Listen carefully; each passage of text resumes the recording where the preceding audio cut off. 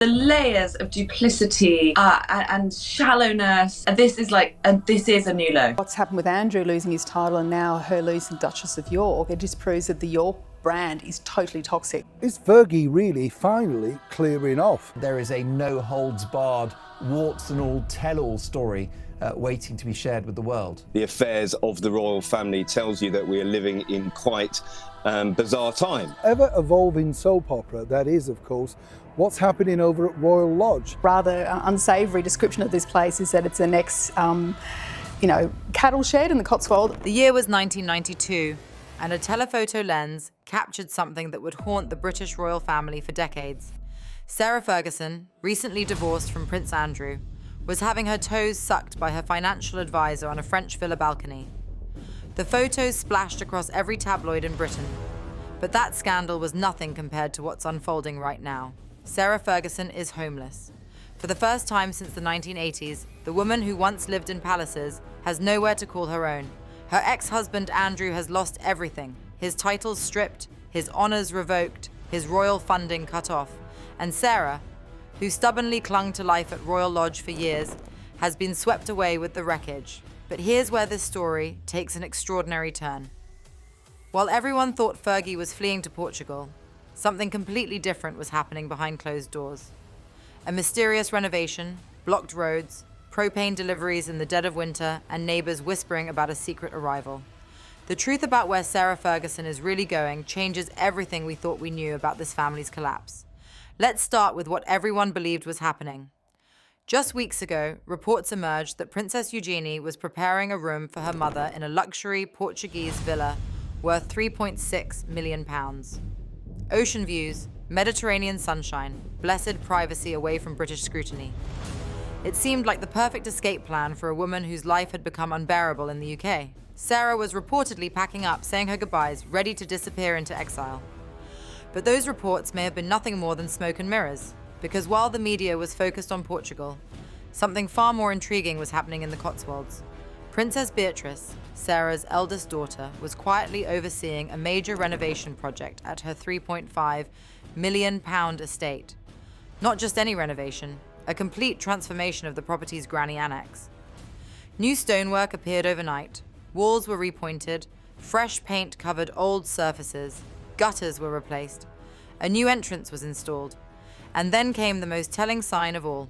This week, the entire road had to be blocked while delivery crews brought in propane gas bottles in winter, during the first proper cold snap of the season. One local resident summed up what everyone was thinking. It'd be perfect for Fergie, wouldn't it? May not look like much from the outside, but I bet it's stunning inside. The implication was clear. Someone was preparing to move in immediately, and that someone appears to be Sarah Ferguson herself. This revelation flips the entire narrative on its head. Why would Sarah abandon a prepared room in sunny Portugal for a granny annex in the British countryside? Fergie's Epstein lies exposed in bombshell email. The reports are that King Charles has vowed to protect Beatrice and Eugenie. This is the worst look Fergie has ever had. They shouldn't pay for the sins of the parents, clearly, but I wouldn't expect them to have any front and centre row. Don't expect to see them on the palace. Sarah Ferguson considers offers for a tell-all TV interview. It'll be all bougie and lovely and it's all been done up, but it is quite the change from living rent-free at the Royal Lodge to a granny flat. A six-figure sum on the table for a first chat after losing her title. The answer reveals something profound about her psychology and her desperate need to remain relevant. Sarah Ferguson has always thrived on proximity to power. Even after her divorce, even after countless humiliations, she clung to the edges of royal life like a moth drawn to flame. Being shipped off to Portugal would mean invisibility, irrelevance, forgotten status. But staying in Britain, particularly at her daughter's estate, keeps her within the royal orbit. Close enough to matter, close enough to be seen, close enough to cause problems. And cause problems she might. Because buried within this relocation story is an even more explosive revelation.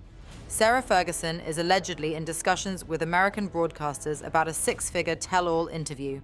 No palace handlers, no safety net, just Sarah, a microphone, and decades of secrets waiting to spill out. The palace must be terrified. They remember what happened the last time a member of this family attempted a television confessional. Andrew's catastrophic interview about his connections to Jeffrey Epstein became the single biggest royal disaster of the modern era. And Sarah Ferguson is far more unpredictable than Andrew ever was. She overshares compulsively. She speaks emotionally rather than strategically. She has no filter between her thoughts and her mouth. And crucially, unlike Andrew, she has absolutely nothing left to lose. No title to protect, no position to maintain, no status to preserve. She's already at rock bottom, which makes her extraordinarily dangerous to an institution built on carefully managed appearances. This context transforms Beatrice's offer of accommodation from a simple act of family kindness into something far more strategic. Beatrice has always been the sensible one, the quiet one, the daughter who stayed out of scandals while her parents ricocheted from one disaster to another. She's the family mediator, the peacekeeper, the one who smooths over conflicts and manages impossible personalities.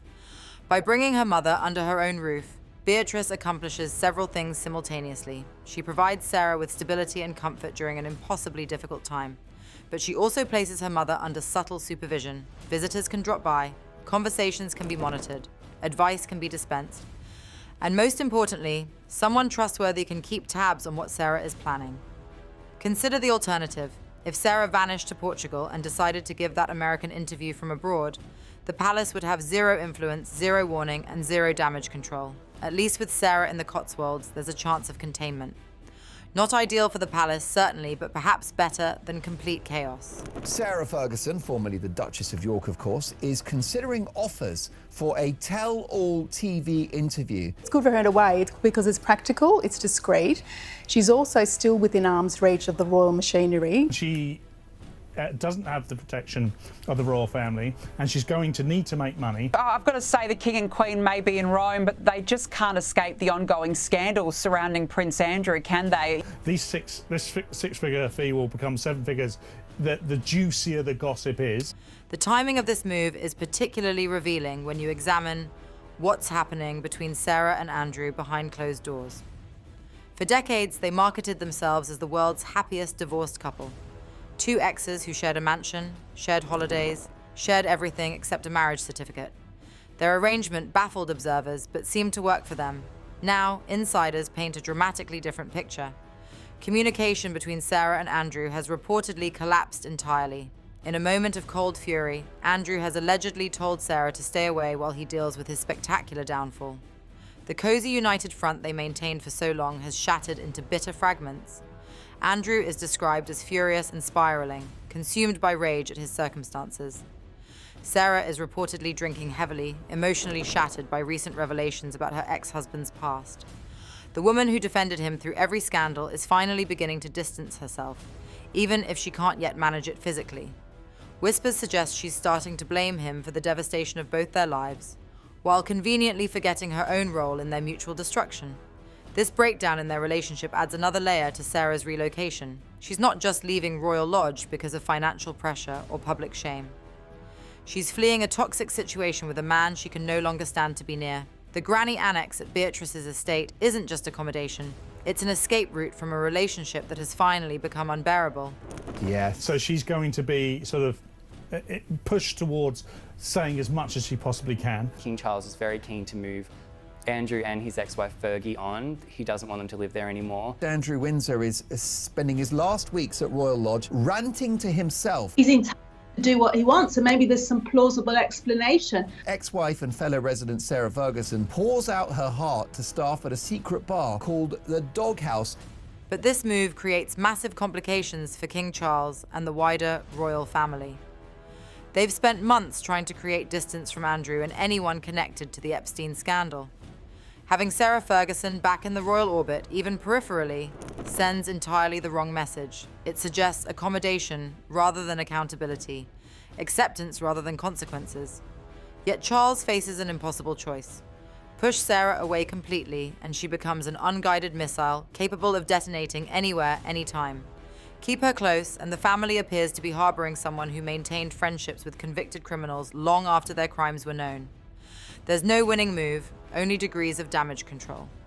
The British public watches this saga with a mixture of fascination and revulsion.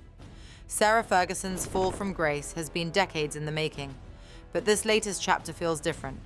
More final, more complete. The woman who once dreamed of being a princess is reduced to living in someone else's annex, dependent on her daughter's charity, with no clear future beyond survival. Meanwhile, the renovation work at Beatrice's estate continues at pace.